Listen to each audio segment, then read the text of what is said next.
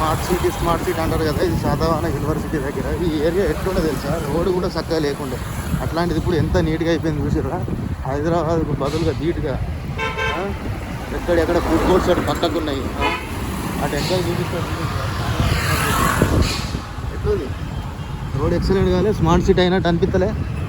నాకైతే అనిపిస్తుంది, ఎందుకంటే ఇక్కడ 20 ఏళ్ళు తిరిగి ఉన్నాం కదా.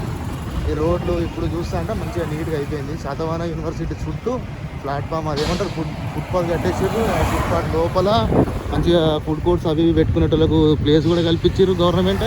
చాలా బాగుంది. హైదరాబాద్ కంటే కూడా చాలా మంచిగా ఉంది నాకైతే. మీకు ఎట్లా అనిపిస్తుందో కామెంట్ చేయరు కింద. స్మార్ట్ సిటీగా మారింది, ఇంకా మారితే బాగుండు, ఇంకా మారుతుంది నాకు తెలిసి. ఇటు సైడ్ ఉన్నాయి కదా ఫుడ్ కోర్ట్ పెట్టుకుంటారు, అక్కడైతే ఇంతకుముందు చూసారు కదా, అక్కడ మొత్తం ఫుడ్ కోర్టే పెట్టుకున్నారు.